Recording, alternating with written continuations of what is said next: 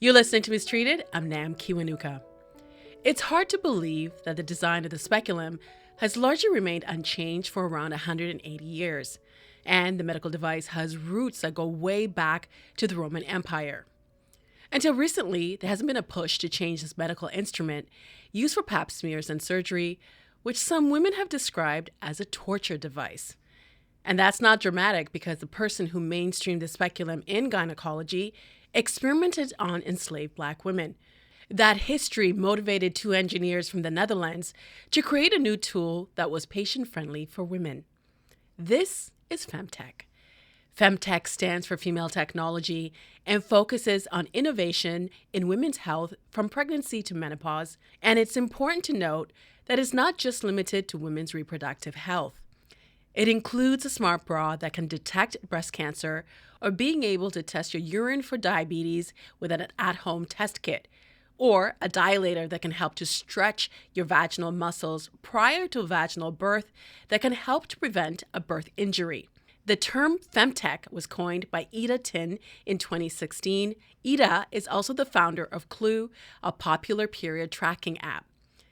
A lot of tech companies, like Microsoft, Apple, Meta, and Google, are held by men.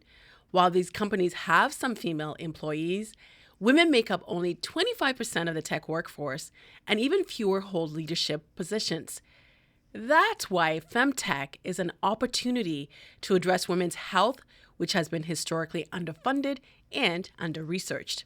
FemTech is estimated to be worth anywhere from $100 billion to $1 trillion, yet female founders only receive 2% of all the venture capital and often resort to crowdfunding for innovations.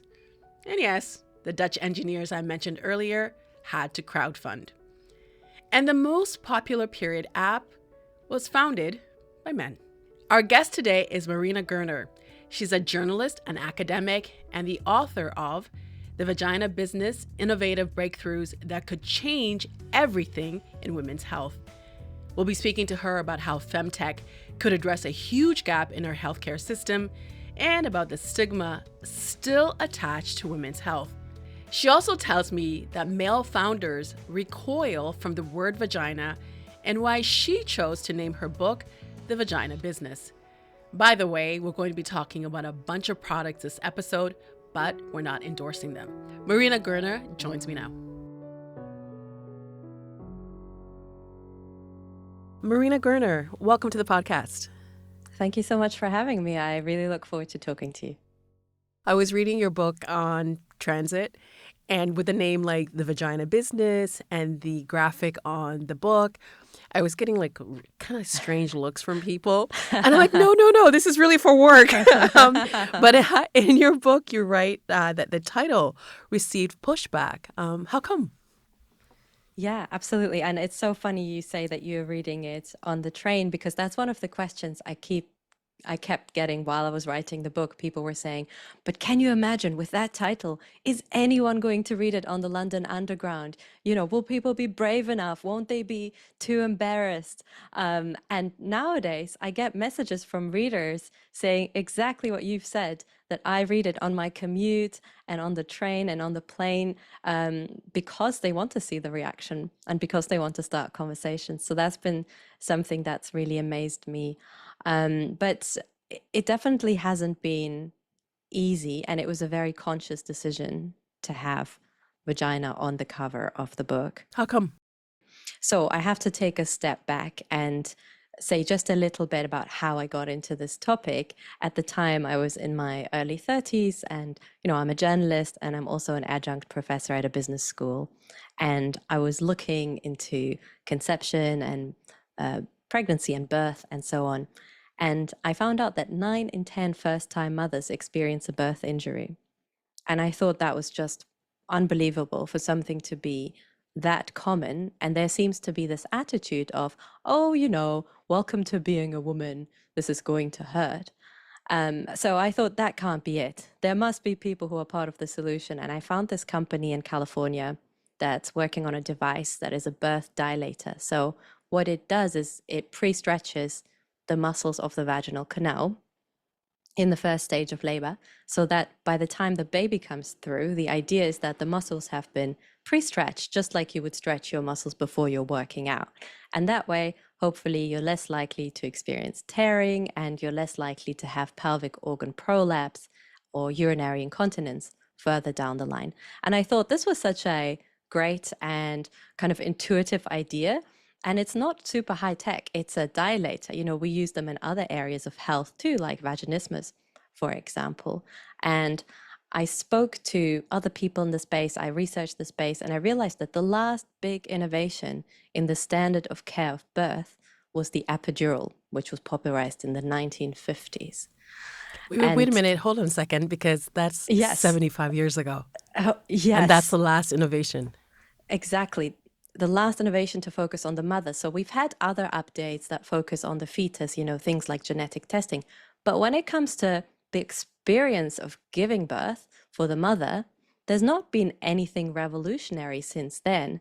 And I always say popularized in the 1950s. It was actually invented even earlier over many decades and through many iterations. But I thought to myself, there's nothing else, there's no other area of society or technology where we give people something that was popularized in the 1950s and we say, hey, look, this is the best we got. Look at this incredible cutting edge floppy disk, right? But in birth, that's basically what we do. Because if you are pregnant, you're about to give birth, and you go to the hospital, in most places, you will be offered the epidural as the best possible form of pain relief. And the other thing was, I looked into companies with what I call a vagina centric innovation.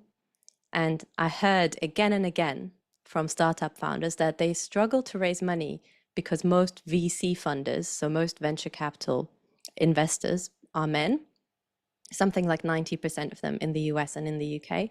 And they don't want to talk about vaginas in a business setting. So I have a quote from an investor who says, I don't want to talk about vaginas in my Monday morning partner meeting. And that's the kind of attitude that stands in the way of us, not having birth injuries.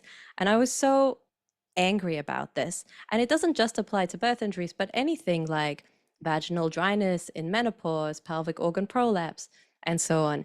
So I wrote an article for Wired magazine called We Need to Talk about investors' problem with vaginas. And that article went viral. That was a few years back. And so I realized, I need to focus my energy on this Mm. topic. And so for the book, I've interviewed over 100 people across 15 countries on how to revolutionize women's health, because women's health has been under researched and underfunded for such a long time. And I think it's time to stop saying, welcome to being a woman.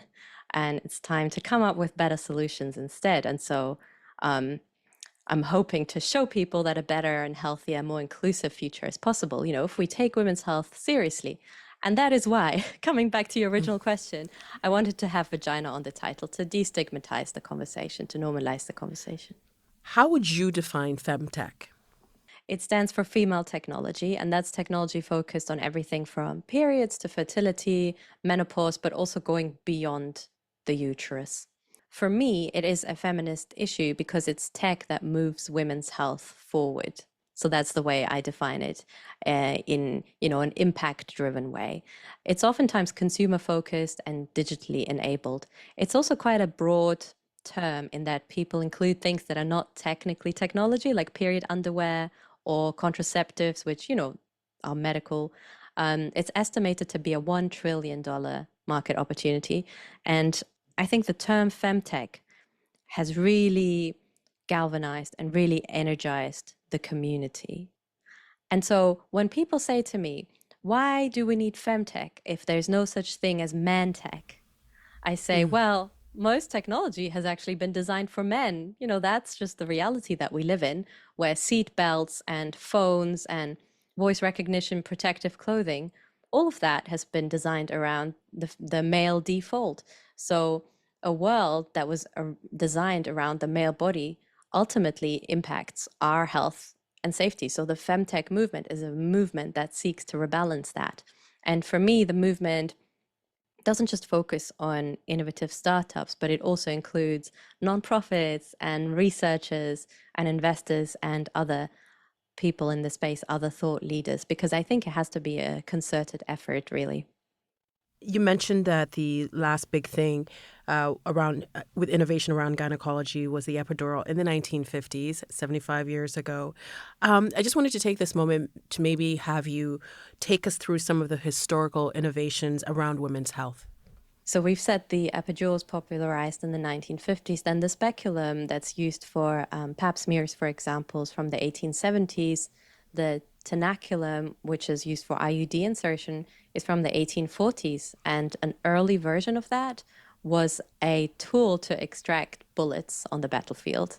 And yeah, that just I shows mean, you. bullets and your like cervix. It's what? Yeah.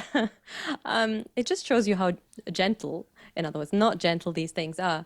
And nowadays, what we're seeing, and this is very recent, in the last few years, what we're seeing are new devices that are made of softer materials and that are warmer as well.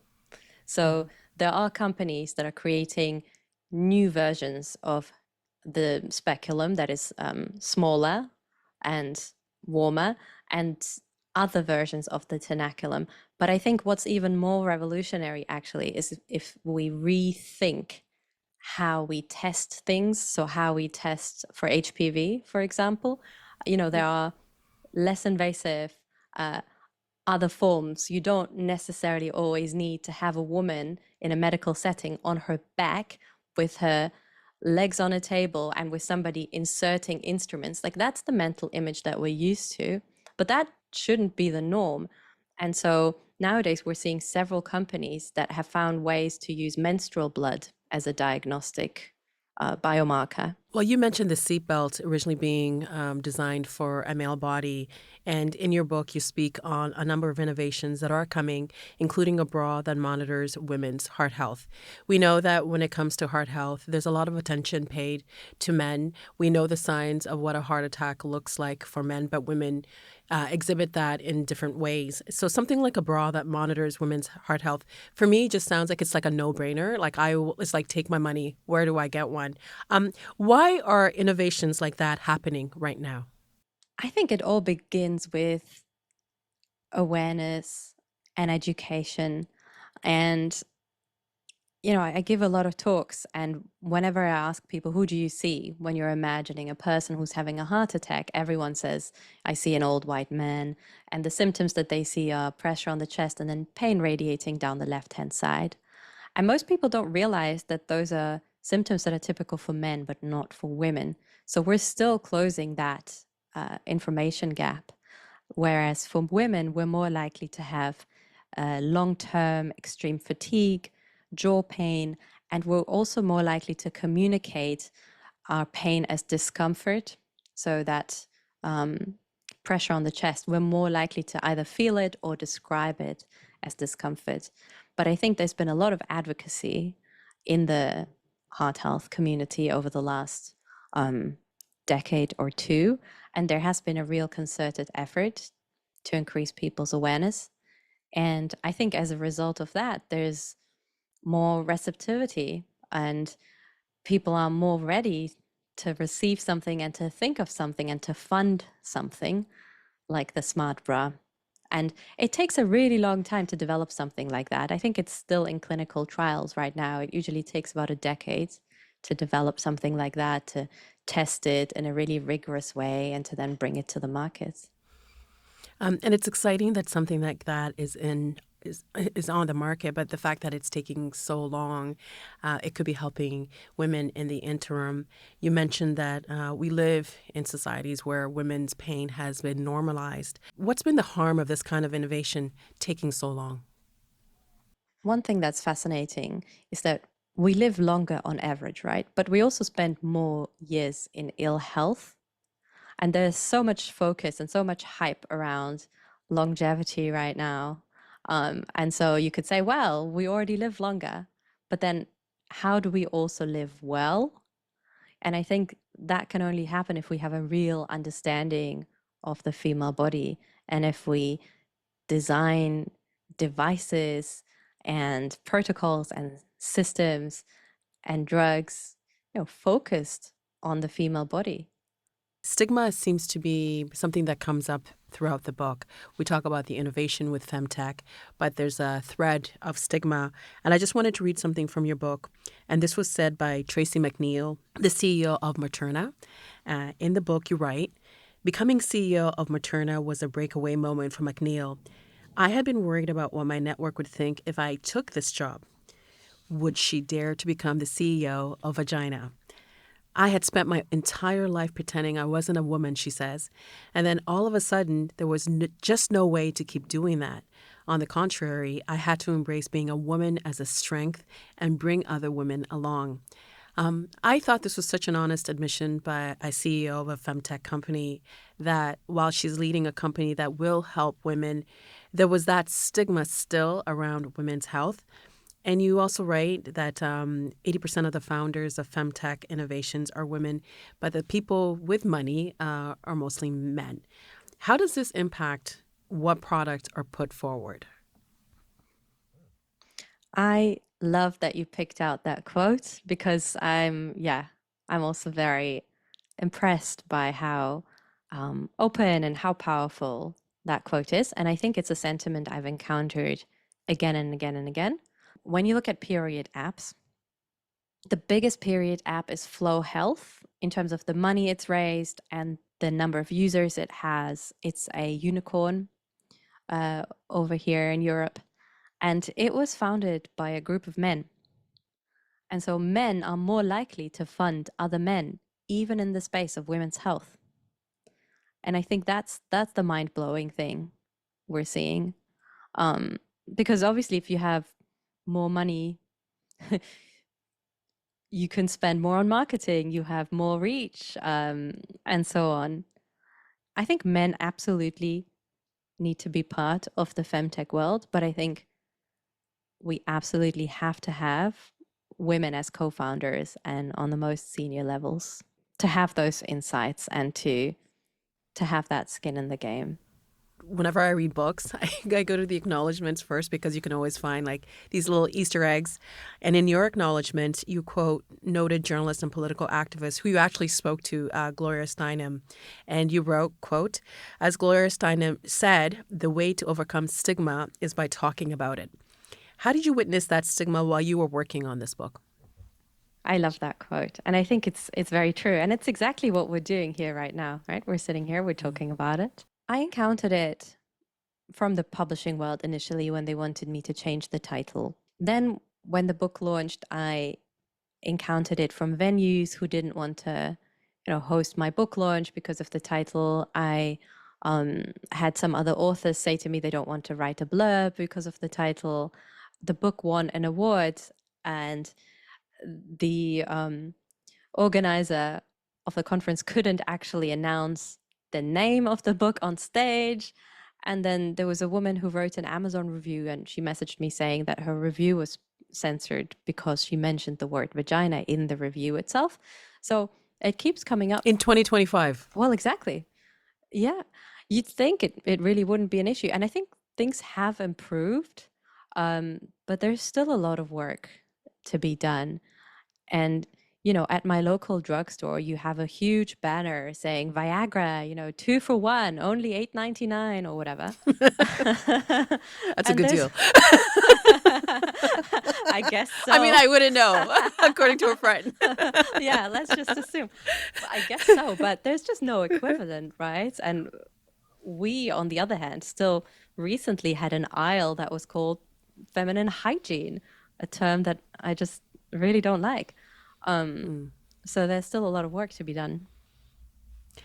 If the word vagina still makes people uncomfortable and we need to actually say the words in order to address the problems, Marina, what's the effect of that discomfort in the innovation space? Founders in the space, who are starting out, they often say to me, how do I overcome that discomfort when I'm pitching my company to people? And I've seen two strategies that other people use. One is to use a lot of data. So when you're talking about things people might find uncomfortable, you just present them with real world data. And the other strategy is to just really lean into the word. So to just say it, several times until people are used to hearing it. And I think both of those things are really powerful. And I know that whenever I have a new group of students, and my students are business students, I tell them about my work and about my book, of course. And there's always somebody who giggles initially. There's always, I can rely on it. And the same goes for conferences and festivals. I was an MC at South by Southwest in London a few weeks ago, and I introduced myself and I mentioned my book, and several people giggled, and I can just rely on that. But then, that's part of the story. And then you say it again and you say it again, and then people are on board with it and they get it. I actually think it's you can win people over quite quickly. What would you say are some of the criticisms of femtech companies? I differentiate between femtech and what I call scam tech. And I think it's really important to look at those two different categories because I've seen people use the word femtech for everything from lipstick, which, I have no problem with lipstick. I like lipstick, but it's just not femtech. It's nothing to do with my health, or leggings or hair removal or even breast enlargement. So the term is definitely being abused by people. And the way I define scam tech is as technology or products that monetize our insecurities. And so those can be products that are just completely useless, like supplements that don't do anything for perimenopause, or that can be harmful, like vaginal steaming devices. In the United States, and it's a country that's going through their own struggles right now with women's and reproductive health. Women's health, it seems, has always been political and never more so than right now. What will be the knock on effects of that for the rest of us, especially in the world of femtech? I think the slashing of the NIH funding, the world's largest public funder of medical research, is very concerning because their funding supports everything from research on breast cancer to maternal health. And companies then use that research to develop new medications or devices. So if you slash funding for that fundamental research, that's going to have repercussions for our health in general and for the pace of our innovation. And women's health, as we've said, has already been under researched and underfunded historically. But most medical research, most medical innovation, sorry, overall still happens in the US. So over 50% of femtech innovation happens in the US. And so there continues to be a lot of funding, and there is a huge market, and there are good conditions for innovation. And we've also seen more private money going into the space. So I think sometimes you see reactions or, people can be energized by what's happening politically to then get more involved in solving issues they care about. And in the book, too, you write about issues that impact women like endometriosis, fibroids, PCOS, how they're under-researched, underfunded. As this is happening right now, like especially with the NIH, their funding priorities changing, are you worried about that and how that will impact the innovation that we could have seen moving forward, especially in the world of femtech?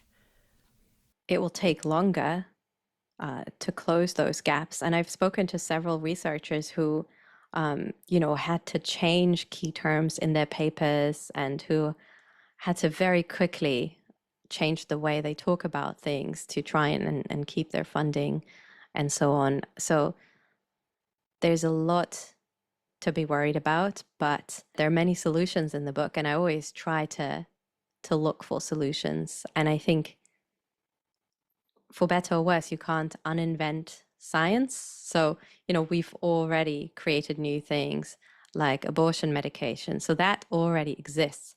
And so then we can use technology like drones or like apps to get those pills to people. Let's talk about solutions and a way forward. In your research for this book, what did you learn about the state of women's health?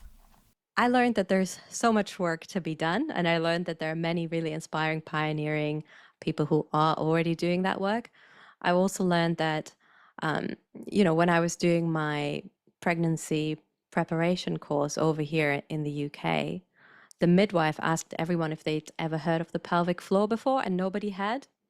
And I think it's just mind blowing to think that something so important like the pelvic floor is not known, is not discussed, or something like pelvic organ prolapse, which, according to some estimates, affects 50% of women, or things like birth injuries. So I think the more you look into this space, the more you realize how much work needs to be done. But I think that can also be very energizing. It's interesting you said that because I think it was only a few years ago when I interviewed Jen Gunter that I learned what the difference between a vulva and a vagina.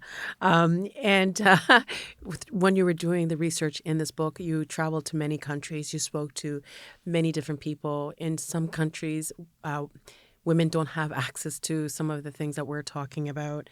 From your research and all the people that you spoke to, how can FemTech companies bring more awareness to the issues they're trying to address? I think that's something they're doing by existing in many ways. And oftentimes, femtech companies create communities, and there are femtech communities for companies. So we're seeing lots of people coming together at events and for conferences, when we're looking at this movement. And I think that elevates the conversation, just having a movement and having those conferences. What are your big hopes for this sector? I hope that it's going to revolutionize the way we think about female bodies and the way we create healthcare for women. When you started to write this, it was from the article that you wrote from Wired, I believe. Yes. And having done all the research and traveled and spoken to so many different experts, what have you learned through the process of researching and writing this book? I expected to learn a lot about technology, which I have, and I was surprised to also learn a lot about my own body. And I think that goes back Interesting. to, yeah, I think that goes back to the education gap. And I get so many messages from readers who say, and this is a very common phrase I hear, to say, I'm embarrassed by how much I've learned by reading your book. And that's so fascinating to me because I've learned a huge amount by writing this book, but I'm not embarrassed. I don't think, as women, we're always embarrassed, whether we knew something, we didn't know something, we've experienced something, we've not experienced something. So I think it's okay. There's always more to learn, and researchers are learning. We're all catching up. So I've learned a lot about my own body. I used to think that the menstrual cycle was 28 days long, but that's a myth. Only 13% of women have a 28-day cycle. And so I think the way we think about what's normal and abnormal, for example, is changing. Well, I love this book. I learned so much, and I feel empowered by what I learned from what you were writing. And I've recommended it to so many people, and I'm so honored that I was able to talk to you about it. Thank you so much for being so generous with our chat and for taking time to speak to us. Thank you so much for your kind words. That means a lot to me coming from you. And thank you so much for your wonderful questions. That was Mistreated. Thank you for listening. You can follow our show wherever you get your podcasts so you can get notified each time a new episode is available. Any feedback you have, write me an email at mistreatedpodcast@tvo.org or reach out to me on my social channels. Here's some feedback we received on YouTube from our latest episode on endometriosis. Thank you. I've been battling with this for years. I've had multiple surgeries and I was desperate, and I am still battling. And thank you for listening. I hope it helps a little bit. This week's episode was produced by Matthew Amara and me, editing by Colin Kish, digital shorts by Ariana Longley, camera work by Max Stussy, teleprompting by Christy McLeod. Production support from Jonathan Hallowell and TVO's Digital Media Services team. Laurie Few is the executive producer of Digital. John Ferry is vice president, programming and content. Thanks so much for listening.